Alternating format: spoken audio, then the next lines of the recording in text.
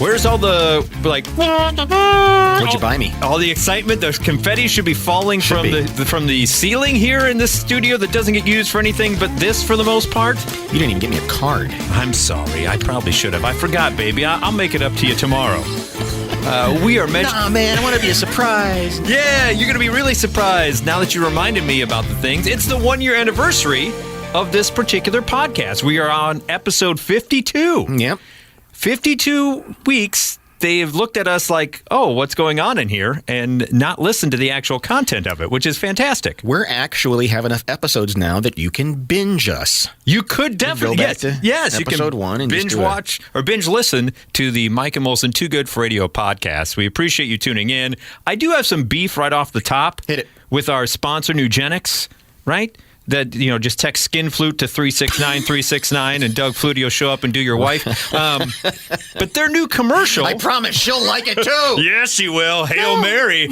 I don't think she will. I don't want you, Big Hurt. But they've expanded their repertoire in these commercials because their latest edition is them doing a podcast. Oh, come on, you guys. Big Hurt is sitting it looks like a Zoom. Big Hurt has a microphone in front of him, and then all of a sudden, boop, on the screen comes Terrell Owens. Like, I need Nugenics, then boop, Doug Flutie. That's our gig. Yeah. What do they need us for then if they're going to do their own podcasting? Is it called the Too Good for TV Commercials podcast? Because if that's the case, you know what? I'm going to cancel their contract. Exactly. I'm done with them. I won't like it at all, and she won't like it either. Just this morning, there was, and I am not making this up, there was a commercial for an erectile dysfunction pill. There's so many of them out there anymore. A lot of them, man. There's just a lot of flopping wieners going on out there. There really is. What's wrong with America? Come on. And they get to the end, and I swear to God, first of all, their logo is a rooster, so it's like, okay. That's a little on the nose. And then they said, text ball. Just one? Just one ball. Just one ball. Yeah, we can only work on one at a time. One want to overdose, text ball, and we'll send you a sample of this stuff here. Oh, God. Text. Can you imagine? I understand the situation, but I don't know if I could ever in my life text ball to anything. Right. And go, God, I can't wait for this. Yeah. I would rather, I'll tell you what, I'd rather go to a truck stop gas station and roll the dice on the horny goat weed that they have in there than text ball to anything. At least they could have just said text scrotum. You don't say ball. I mean, you use the actual technical term for it. Text testes. Yeah, sack. So as we get into this 1-year anniversary edition, we begin with a question. Is this a miracle or not? Okay. Because I have strong feelings that this is just God refilling the pantry. That it is not a miracle per se. All right? And maybe you have a different opinion. Okay. This comes to us from the Archdiocese of Hartford, where they're investigating a possible miracle after a priest reported that communion hosts inexplicably multiplied during Mass. Huh. Here's what transpired. The Reverend Joseph Crowley, who leads the congregation of St. Thomas Catholic Church in Thomaston, of course announced at the conclusion of Mass on March 5th that a parishioner chosen to help with communion that day had witnessed a possible miracle. The Reverend said, and I quote, "One of our Eucharistic ministers was running out of hosts, and suddenly there were more hosts in his little plate. God just duplicated himself in the plate," because it's supposed to be the body of Christ. Yeah. All right.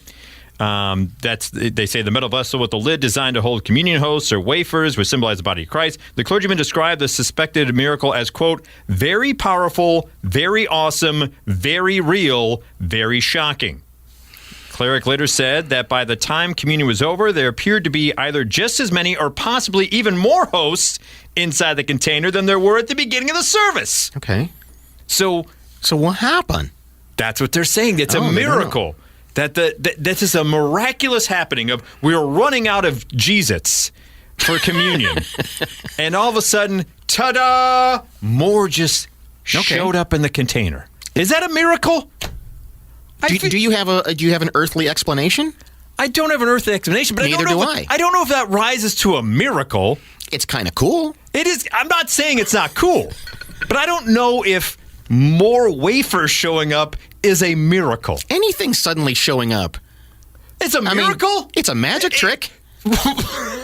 That's what I'm saying. Like, it's cool. It's a phenomenon, Right. but I don't know if it's a miracle. Like, if I'm at a cookout, Yeah. and we're running low on hot dogs, and all of a sudden, ta-da, more hot dogs. I don't immediately call the Vatican and go, "You're never going to believe what just happened I don't here, know, man. You might more hot dogs showed up out of thin air." You could be Saint Windmacher. I could, but that wouldn't be me performing Saint Windmacher of the hot dogs. Saint Windmacher of the wieners. And she'll like it too. Exactly. I just don't. Text miracle the three. I just don't know if it rises to miracle status. Right. I mean, it's in a church, and they're going, "Uh-oh, we're running low on Jesus." I guess in a way, And they but open the can, and there's more Jesus in there. In the hierarchy of miracle, it's underwhelming miracle, isn't it? It's not. Yeah. It's God. Like I said, to me, it's a higher power refilling the pantry. Is that a miracle? When I come, no, I'm with you. If magically I go to my pantry and ramen noodle that I thought I was out of showed up and multiplied, I don't know if I immediately go miraculous. On the scale of to oh, it's a little closer to Right. Thank you. Yeah. Thank you. Like if someone had passed in the first pew, like if the old person keeled over and then rose back up, I go, holy crap, exactly, miracle. This I go, yeah, that's nice. I'm glad everyone got their communion. I still want to know a little more. I do too. I'm glad everyone got their communion, and it's a phenomenon, but I don't know if it's a miracle. Great. Christ is doing party tricks now. Right. You think there was a party going up there? It's like, hey, I'm going to blow these people's minds. It was a bar bet. It was a bar bet. Watch this. I bet you a shot of whiskey that I can freak them out down at this. Watch this. Watch this. This is going to be great. This is going to be great. No way, Jesus. You can't do that. Come here. Okay. All right. Oh, you Hey, listen to him over here making more communion wafers. I mean, I knew you did the bread and fish thing when you were alive, but I don't know if you can pull that off when you pass. You just keep your eye on this place. It's gonna be amazing. Yeah, so not quite sure if that rises to a miracle, but kudos to you there, Jesus, to win that bar bet. Thanks. I'm low on gas, Jesus. If I go up to my car right now and I got some more gas. This is more miraculous to me, this next story, that this gentleman has lived to tell the tale of it, all things considered. Milwaukee man, here's the headline. Milwaukee man says he was forced to leave his home after 17 different cars crashed into his property. 17? Over the course of the time that he's been living there. That's a lot of cars crashing into your property. Like you to meet Junius Merriweather, who lives What's that you say? I said, I'd like you to meet Junius Merriweather. Okay. Who lives at 76th and Stark in Milwaukee. And the home is considered uninhabitable until repair work is finished after a car slammed into it. But the 17th car, how long has Junius lived there? In 2019, following a deadly crash outside, they first heard of this guy in 2019 after a deadly crash happened outside of his home. Car slammed into his yard, and the windshield of the car blew out and slammed into the front door. Oh, good Lord.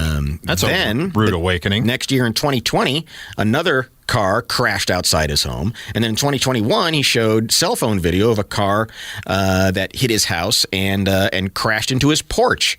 Cars have been running into my yard repeatedly, says Merriweather. He showed his police reports 17 times in 7 years. He has had... Good Lord, almost 3 times a year this guy has to deal with a car coming into his yard or hitting his home? Gets up in the morning and there's just a car upside down in the grass. Finally, he said, I've had enough. How many of that before you would have moved? I think when number 5 comes in my property, I go, sorry, I'm out. I know moving in is not the most fun thing to do, and you're tied to house for memories and whatnot. But I think at number 5 hitting my home, I say, no, thank you. Or you call the Department of Public Works and say, can I buy a guardrail from you guys? I'll pay for it. I just want a guardrail. So it doesn't end up in my yard or my home.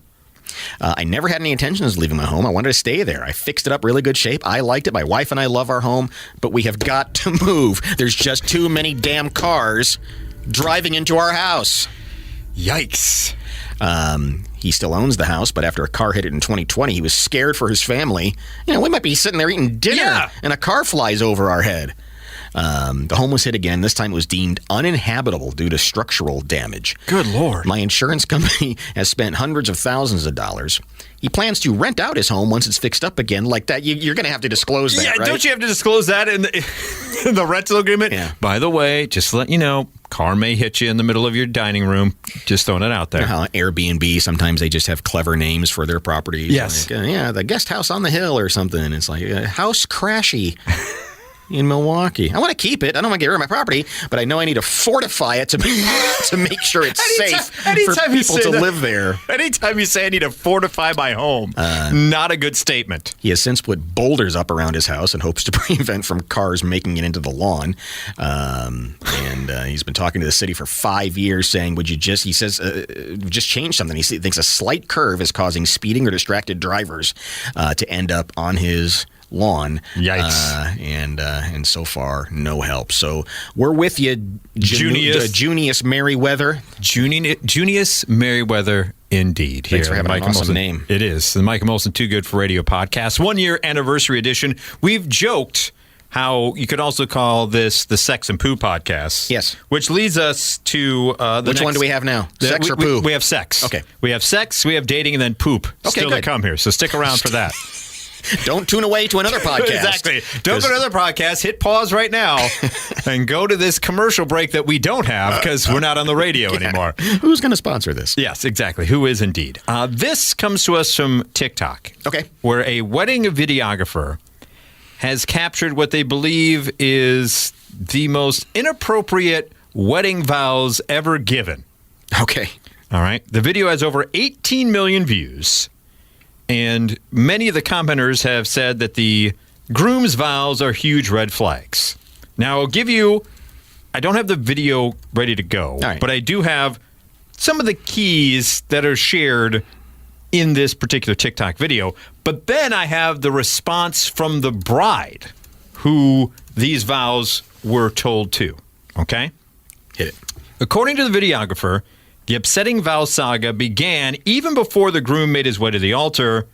When he was asked what he wants to say to the future bride, the groom said, "I hope we have a lot of sex."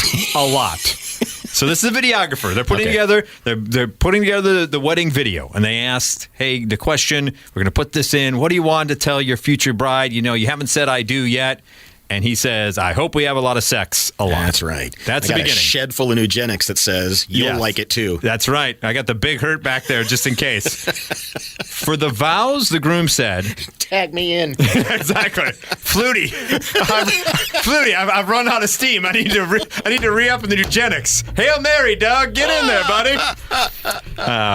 For the vows, the groom said, and I quote, you may want to earmuff kids if they're listening to this particular one.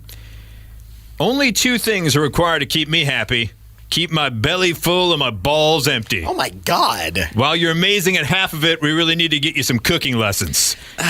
This is what he's saying in the wedding vows. All right? This is in front of whatever higher power and everybody else. Mm-hmm.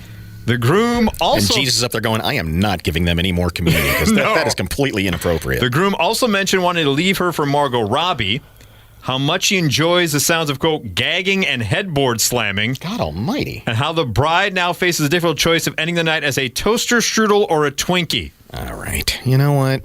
And I think we know what he means by those particular terms. Viewers were horrified by the vows and said they saw red flags. Yes. So, to recap, yes, not something you would expect to be said as wedding vows. No. Whether the wedding is at an outdoor in a country club, maybe if the wedding's at a strip club, you think, okay. But even as a joke, right? Even if this guy's thinking he's funny, the material's not great. And it's not something probably that you should have in wedding vows.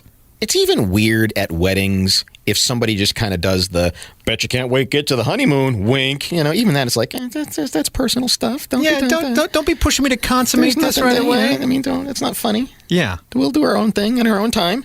Yeah. So I tend to agree with those. Saying, it's a red flag. Yeah, I tend to agree with those saying a little out of line. Right? That's not something you say. And even if it's a drunk best man toast, that's still a little questionable material going on there. Absolutely. When she goes back, she's going to be a Twinkie or toaster strudel tonight, Bruce. Yeah, buddy. God almighty. But here, the bride catches on to this because 18 million people have seen this TikTok video from the videographer. So the bride makes her own TikTok where she comes to the defense. She said, "There is nothing that I would have changed. I loved his vows." They showed a piece of his personality, which is his humorous side. Okay. "I have known him since 2010. This is how he was since then. I knew what I was getting myself into." She goes on to defend her relationship against toxic labels from viewers, explains why her husband is too good for her, and to apologize to haters whose lives aren't happy or eventful as hers are. Sorry you don't have a man who says only two things, belly full and balls empty. I don't have a picture of these people in front of me.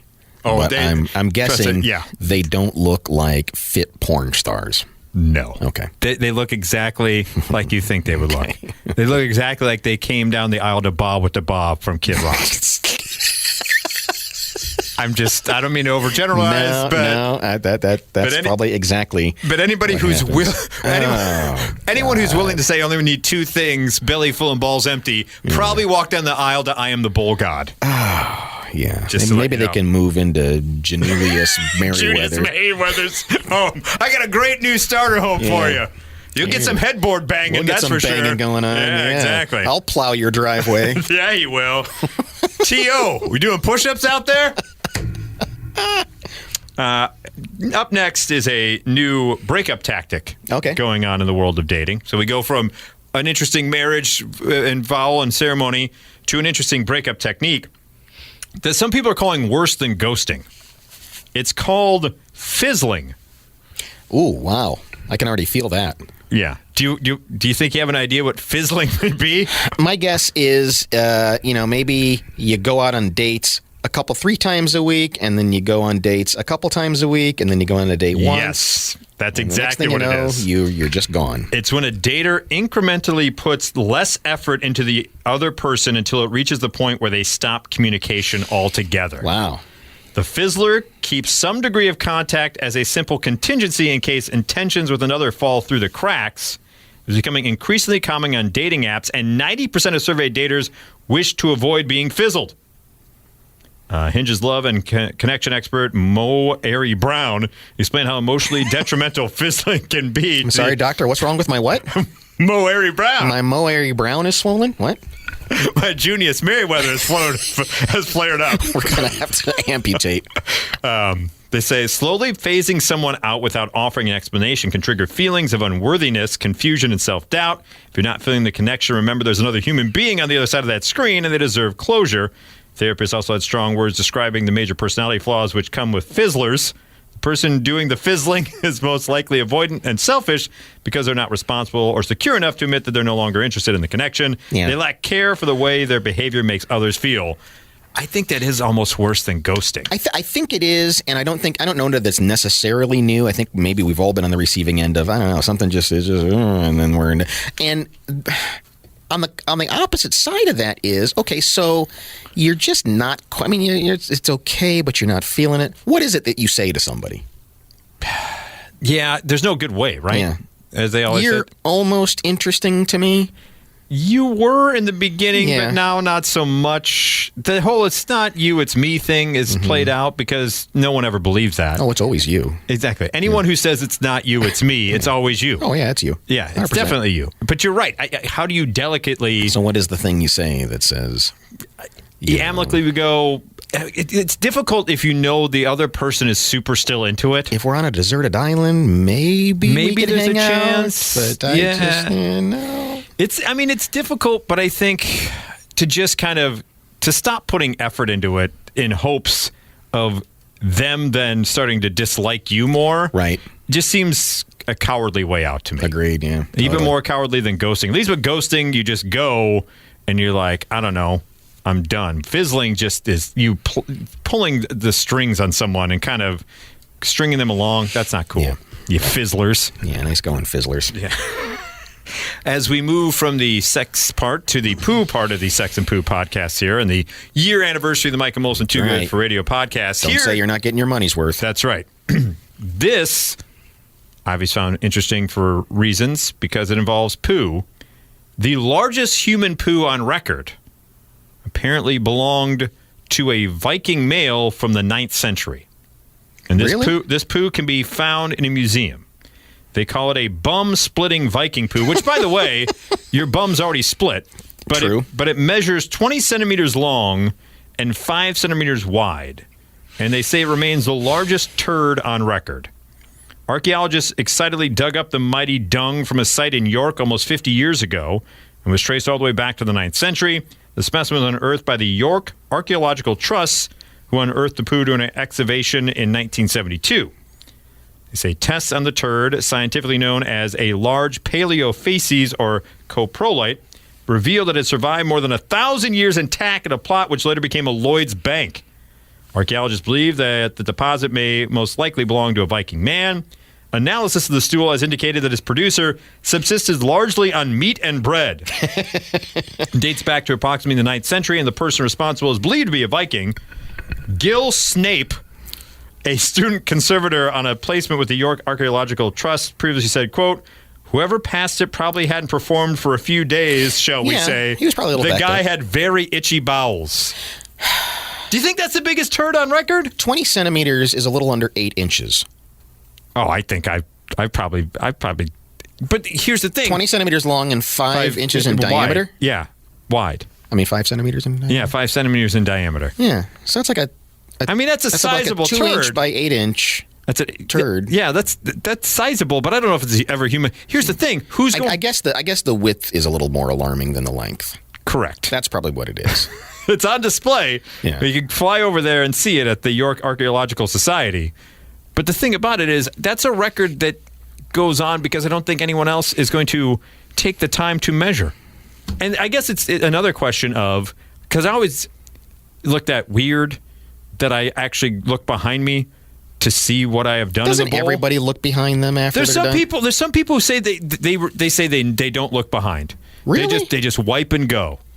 What if there is a medical issue you need to report Right. to a doctor? That's what I'm saying. Yeah. Like, you have to, because you. What if something came out that wasn't supposed to come out?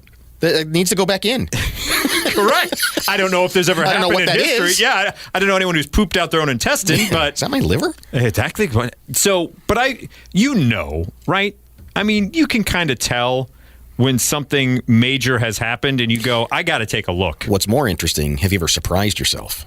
Yes. Where you go, I didn't think I could do that. I was like, that was a real clean movement there.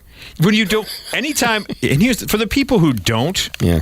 So you're a liar. You've looked, but you think always you do. when you don't hear any type of splash, that's impressive. You got anytime you don't Right, hear a that's splash, true. you got to turn around. Like an Olympic yeah, swimmer. exactly. If it's a diver that's no splash, that's a 10. That's a 10 even from the Russian judge on your log. When there's no splashdown, when it just goes, whoop, Yeah. then that's impressive. But I think it's a record that stands up because who wants to call Guinness? Correct. What would you have to go through to break that record? Yeah. You then have to find it. You have to keep it intact because you don't know if it's going to be strong enough to hold up to Right. things. You don't want to put it out on the table like Play-Doh to have it dry out. You have to get one of those tape measures like the tailor uses so that you can wrap it around. Right, exactly. Yeah. Who wants to do that? No, nobody And you does. can't pull that too tight because then it may cut it in half. Yeah. And then you lose your record. And all for naught. Yeah. But there are some times, though, after you go, there's no way. Where on earth was I keeping all of that? There's no way. You're not wrong. You're not wrong. Get me a scale, because I must have just lost 5 pounds. Have you ever done that before, though? Have you ever, recently weighed yourself? Colonoscopy. Did you? That's where I was the most curious. Okay, It's like, okay. I want a before and after. Okay. But most of that's water that comes out. I don't know today. what I don't know what came out. There was a lot that That's comes out. I may yeah. have lost my gallbladder in that one. Yeah, there's a lot going on. But have you ever done? I have. Yeah. Where I've gone. Okay, recently weighed myself, and then one of Something substantial happens. Exactly. Then an Olympic 10 comes out, Yeah. and I go, I lost like a couple of pounds there. Yeah. that was a 2 pound dump right there. Right. And the feeling of relief afterwards is beyond reproach. You stand a little taller. Yeah, you feel like you've accomplished something. Yeah. You're like, look at me go. You're in a better mood for some reason. You are. It's like, you're holding a lot there. I've unburdened myself of all this waste. Thank the Lord above. Now that, my friends, is a miracle. I don't know why we don't have any sponsors. I have no idea either. And we end this particular edition of the Too Good for Radio podcast, the 1-year anniversary of a story of a man trying to smuggle eggs. Well, yeah, when you think about what you have to go through when you go through customs, like, they're looking for weapons and they're looking for drugs. And they're also looking for plants and animals. Right. They don't want non-invasive species to become invasive in this country. Zhu Ta Wu almost made it through customs in Miami. And partying in the city where the heat is on all night and the heat to the break of dawn. He was on Taka Airlines from Managua. Okay. There's a lot of words there. Yeah.